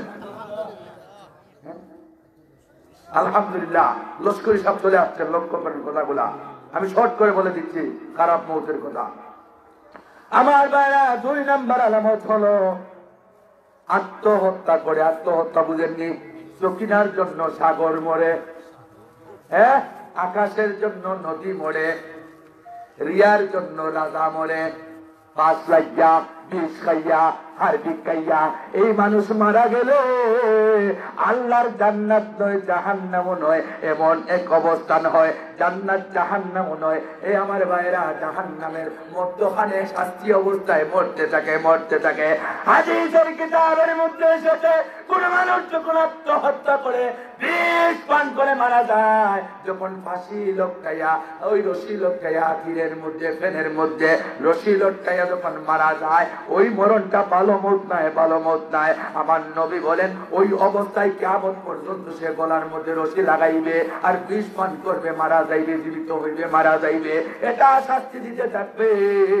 কোন মানুষ আছে গলা হাটিয়া নিজে মারা যায়, কোন মানুষ আছে ছুরি নিজের বুকের ভিতরে হারাইয়া মারা যায়, কোন মানুষ আছে হাড় পিটকাইয়া মারা যায়। এই জান দিচ্ছেন কে ভাই? জীবন কে দিচ্ছেন? আল্লাহ। জীবন দিবেন কে? এখন আপনি নিজে জোর লাগাইয়া জোরে টিপাইয়া নিজের গলা টিপাইয়া ফাঁস লাগিয়া বিষ খাইয়া সকিনার লাগি সাগর মোল্লা আর সাগরের লাগি সকিনা মোল্লা, এ থেকে আল্লাহ চেখাত নাকি? এটা হলো আত্মহত্যার মোড়। এই আত্মহত্যার মোড় হলো এটা খারাপ মোড়, এটা হলো খারাপ মোড়, এটা হলো জাহান্নামী মোড়। ঠিক কিনা বলেন? এই সমস্ত মোড় যারা ইন্তেকাল করে মারা যায়, এই মৃত ব্যক্তির জানাজাত আপনারা যাবেন না। আমরা তো আসলে প্রতিবেশী হিসাবে বা সামাজিকতা রক্ষার্থে অনেকে আছে রাত্রের বেলা 8-10 জন মিলিয়ে জানাজা দিয়া কবরস্থ করি, ঠিক কিনা? কিন্তু মাসালা হলো কোন মানুষ আত্মহত্যা করলে তাকে আল্লাহ গ্রহণ করেন না। আপনি গ্রহণ করবেন কিসের জন্য? ইমাম সাহেব ইমামতি করে তার ইমামতি চলে যাবে, রাত্রেবেলা কি করবে? লুকাইও ইমামতি টিকানোর জন্য কি করে ফাঁসিওয়ালা আত্মহত্যা ব্যক্তির ইমামতি করবে, ঠিক কিনা বলেন? আমার ভাইরা গভীর মনোযোগ। 3 নম্বর আলামত শোনো, কোন মানুষ যখন মারা যাবে ওই মানুষটার জবান দিয়ে কলিমা নসিব হবে না। কি নসিব হবে? ওই যে দিনের বেলায় খারাপ কাজ করছেন, গান গাইছেন, বিড়ি খাইছেন, অনেক আছে না বিড়ি খান মরণের আগে হয়। হাত দিতে একটা টান মরণের আগেও হইব একটা টান, আছে না? এটা পেশা নয়, এটা নেশা। পেশা এক জিনিস আর নেশা আরেক জিনিস। মদ খাওয়ার নেশা যখন উঠে আর কিচ্ছু মানে না, হিরোইন করে আর কিচ্ছু মানে না, মাও মানে না, বাপও মানে না, বড় ভাইও মানে না, সমাজও মানে না, হিরোইন করে হিরোইন খাইতেইব। তার যখন নিশায় ধরবে, মদ খাওয়ার নিশায় যখন ধরবে, জিজ্ঞাসা চুপচাও চাহে মদ খাওয়া শুরু করবে, ঠিক কিনা বলেন? মদকুর, গাঞ্জাকুর, জোয়াকুর আছেন এরকম মানুষ। আমার ভাইরা গভীর মনোযোগ। তাহলে এটা হলো খারাপ মদ। আমার বাবারা কালিমা নসিব হবে না। আপনি মদ খাওয়া অবস্থায় মারা গেছেন, মদ মরণের সমস্যা আইবেন, গাঞ্জা খাওয়া অবস্থায় মারা যাইবেন এবং কালিমা নসিব হবে না। বেঈমান হইয়া কুফরি কালাম বলতে বলতে আপনি মৃত্যুবরণ করবেন। এটাই হলো মরণের খারাপ মৃত্যুর 3 নম্বর আলামত। 4 নম্বর আলামত কি? 4 নম্বর আলামত হলো খারাপ কাজ অবস্থায় মারা যাইবে। অর্থাৎ সে জিনা করতে করতে জিনা অবস্থায় মারা যাইব, সে মদ পান করতে করতে মদ পান অবস্থায় মারা যাইব, সে যাত্রা গানে দেখতে দেখতে যাত্রা গানের মঞ্চে মারা যাবে, গান গাইতে গাইতে গাইতে শোনা বন্ধুর বানা যাইবে। এটা হলো খারাপ মৌত। মনে রাখেন, এটা হলো খারাপ মৌতের কয় নাম্বার? 4 নম্বর আলামত।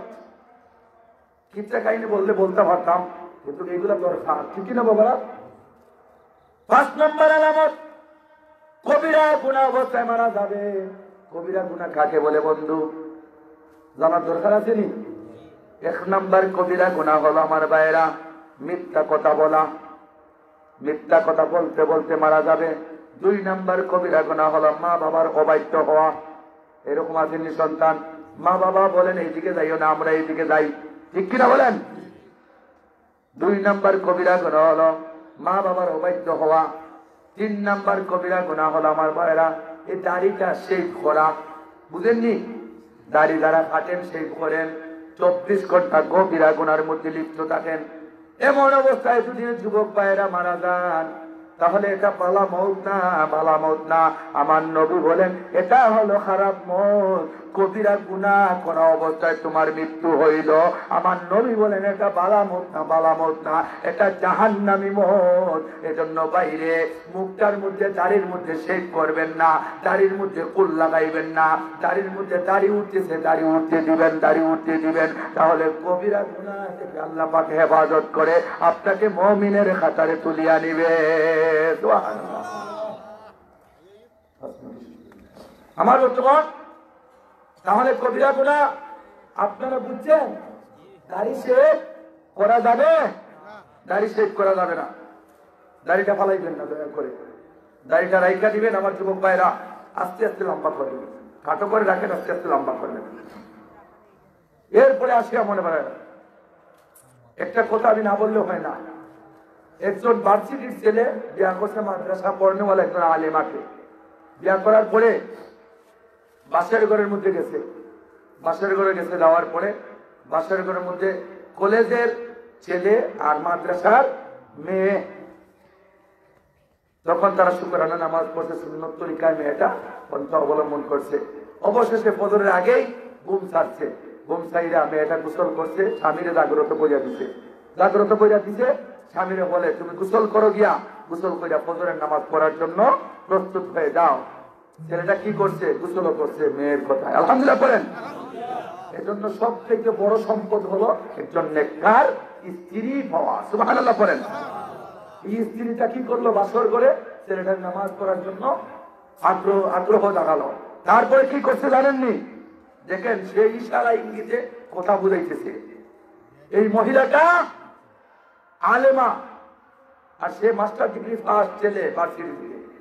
অবশেষে দেখা যায় ওই ছেলেটা কি করে যায় নামাজ বিছাইয়া যে নিজের ঘরের মধ্যে নামাজ পড়ার জন্য। মেয়েটা কি করছে জানেননি? মেয়েটা বলে তুমি তো যায় নামাজ বিছাইছো ঘরের ভিতরে, আমি যায় নামাজ ঘরের ভিতরে বিছাইব না, আমারে তো যায় নামাজ, আমি যায় নামাজ এই মধ্যে বুকের ভেবে লইয়া মসজিদের দিকে দরজা খুললে রওনা হয়ে গেছে। সুবহানাল্লাহ বলেন। কিসের জন্য? স্বামী ঘরের মধ্যে নামাজ পড়ার জন্য, তুমি না, ঘরে নামাজ পড়বে মহিলারা, আর নামাজ পড়তে হবে মসজিদ গিয়া পুরুষেরা। ঠিক কিনা বলেন? এখন স্ত্রী বুঝাইলো ও আদরের স্বামী, ঘর হইল বউয়ের জন্য নামাজ পড়ার স্থান, আর মসজিদ হইল স্বামীর জন্য নামাজ পড়ার স্থান। তাহলে তুমি যদি ঘরে পড়ো তাহলে আমি গিয়া বাহিরে পড়বো, অর্থাৎ নামাজ পড়বো গিয়া মসজিদ। এখন স্বামী নামাজ ভাঙ্গিয়া কই যাও বলে, আর হইও না, আমি তো মসজিদও দাঁড়াম। বলে মসজিদও কেন যাই চাই তুমি? বলে মসজিদে তুমি নো যাই না, তুমি শাড়ি কিনজা, তুমি করে বৈশা নামাজ পড়ো, আর আমি শার্ট প্যান্ট লাগাইয়া মসজিদে দৌড়াই। সাথে সাথে বলে ও বল তুমি যাইও না, আমারে তো যাই নামাজ, আমি যাই না মসজিদ, আর তুমি করো নামাজ পড়ো। সুবহানাল্লাহ পড়ে। কথা বুঝছেন নি আপনারা? নেককার স্ত্রী লগালো, এই স্ত্রীর কথা শুনিয়া তো উঠেছে মসজিদ, নামাজ দিয়া জামাতে আদায় করিয়া চলে আসছে। এখন দেখা যায় এই স্বামীর মুখের মধ্যে নাই দাড়ি, গভীর মনোযোগ, মুখে নাই দাড়ি, ইউনিভার্সিটির মাল তো বুঝা নিয়েন, দাড়ি নাই, দাড়ি শেভ করা। অবশেষে কি করা হয়েছে? এই মহিলা কি করলো? তার মাথাটা শেভ করে দিচ্ছে। আল্লাহু আকবার বলেন।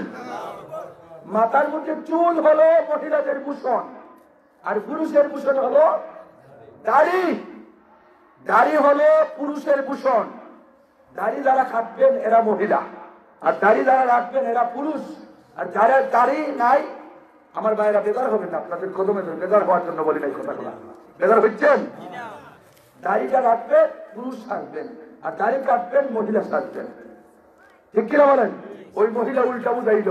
মহিলা বলল তুমি দাড়ি শেভ করো, আমি শেভ করবো আমার মাথার চুল। মাথার চুল শেভ কইরা মহিলাটা ঘরের মধ্যে বিছানার মধ্যে বসে আছে।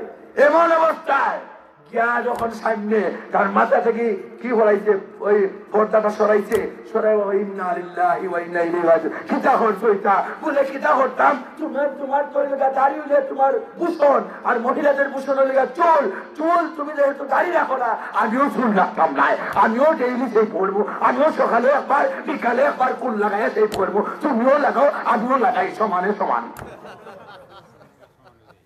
খাইছেন নি কথা? এখন কয় গো বউ, তুমি আর সেই বইরো না, মাথার মধ্যে কুল লাগাইও না, আমি আর মুখ সেই করতাম না, কুল লাগাইতাম না। আল্লাহু আকবার। পরিবর্তন হয়েছে নি। এখন দেখেন, একটা কথা আমি না বললেই হয় না। আমার বন্ধুগণ, লক্ষ্য করেন কথাগুলা। স্বামীর কিছু দায়িত্ব আছে স্ত্রীর প্রতি, আর স্ত্রীর কিছু দায়িত্ব আছে স্বামীর প্রতি। আমি 2 মিনিট বেশি করি, নিয়ে আসেন, নিয়ে আসেন, আমি লম্বা করবো না। দেখেন, স্ত্রীর উত্তম স্ত্রীকে, উত্তম স্ত্রী না, উত্তম স্ত্রী কাকে বলে? উত্তম স্ত্রীর মধ্যে 4টা গুণ থাকলে সে উত্তম স্ত্রী। সুবহানাল্লাহ পড়েন। আমার মা বোনরা শুনেন, আপনারা যারা স্ত্রী হয়ে অন্যের গুণের মধ্যে আসছেন, উত্তম স্ত্রী হইতে হলে কয়টা গুণ অর্জন করতে হবে? 4টা গুণ। 1 নাম্বার গুণ হইল, আমার মা বোনরা শুনেন, যারা আমার যুবতী বোনের, আপনারাও শুনেন, স্ত্রী হইয়া তো অন্যের ঘরে যাইতে হবে।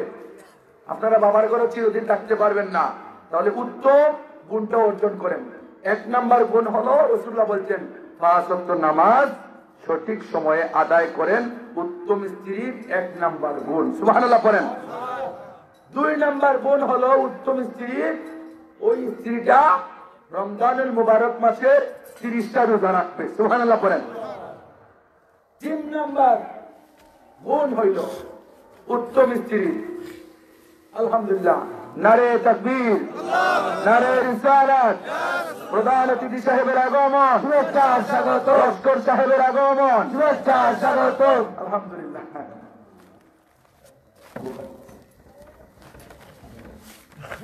আমার বন্ধুগণ, আমার ভাইয়েরা লক্ষ্য করেন, উনি আমার বন্ধুগণ মানুষ, চলে আসছেন, আর সময় লস করবো না, তবে আমি একটা কথা না বললেই হবে না। তাহলে উত্তম স্ত্রীর 3 নাম্বার গুণ হইল, ওই স্ত্রী কি করবে? স্বামীর আনুগত্য করে করে চলবে। সুবহানাল্লাহ পড়েন। এখন বলেন তো, স্বামীর আনুগত্য করেনি না উল্টা চলে? উল্টা চলে। স্বামীর এখন তুমি করে বউ, ভাই সাহেব তুমি করে বউ, আমি মার্কেট কই যাই, আমি ব্যাংক থেকে টাকা নিয়ে আই, আমি শাড়ি কিনে আই, আমি মার্কেটিং কই যাই, ঠিক কিনা বলেন? উল্টা, পৃথিবীটা উল্টা হয়ে গেছে, এমন একটা যুগে আমরা এসেছি। 4 নাম্বার গুণ হলো উত্তম স্ত্রী। আনুগত্য মানা কি? আনুগত্য মানা হলো আপনার স্বামীর যত মালপত্র আছে সবকিছু দেখে রাখা, আপনার স্বামীর যত সম্পদ আছে হেফাজতে রাখা। এরপরে 4 নাম্বার গুণ হলো স্বামীর আমানতদারিত্ব, অর্থাৎ তুমি পর্দা পুশিটা, তোমার লজ্জাস্থানটাকে হেফাজতে রাখো। 4 নাম্বার গুণ উত্তম স্ত্রী। সুবহানাল্লাহ পড়েন।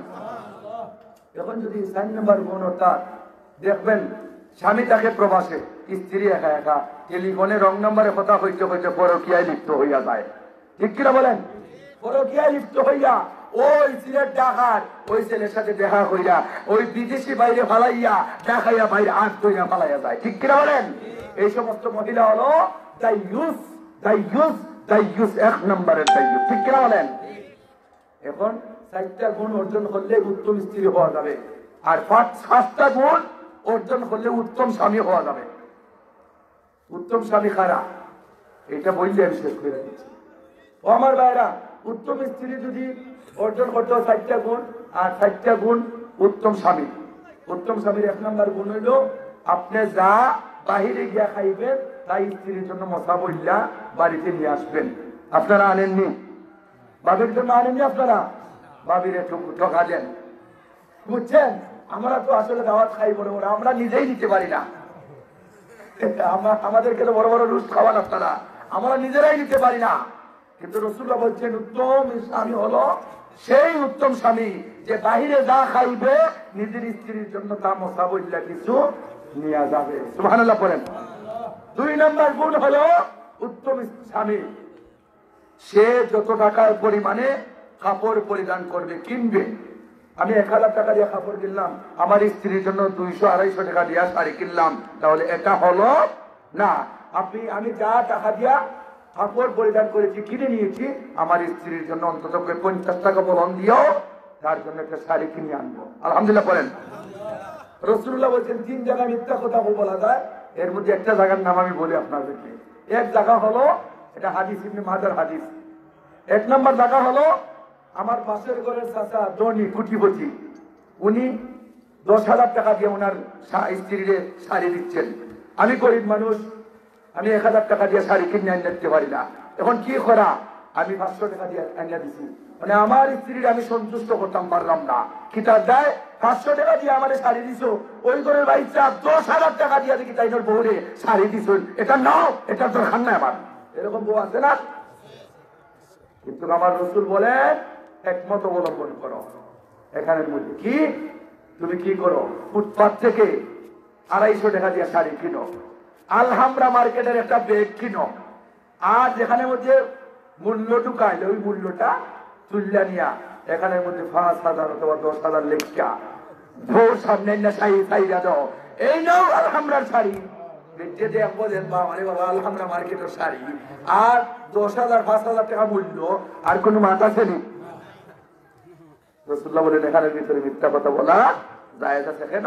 আপনার বউ সন্তুষ্ট পর্যন্ত হয় না, সন্তুষ্ট করতে পারত না, দুনিয়া দিল। এটাই আমার ভাইরা, আল্লাহ রাব্বুল আলামিন যেন আপনাকে আমাকে উত্তম স্বামী হওয়ার তৌফিক দান করেন, আমাদের স্ত্রীগণকে যেন উত্তম স্ত্রী আল্লাহ পাক তৈরি করার তৌফিক দান করেন। রব্বুল আলামিন আমার কথাকে যেন সর্বপ্রথম আমাকে আমল করার তৌফিক দান করেন, আমার মা বোনদেরকে যেন পর্দা পুশিদা মেনে চলার তৌফিক দান করেন। ওয়া আখিরু দাওয়ানা আলহামদুলিল্লাহি রাব্বিল আলামিন সাল্লাল্লাহু আলা সাইয়্যিদিনা ওয়া মাওলানা মুহাম্মদ ওয়া আলা আলিহি ওয়া সাহবিহি।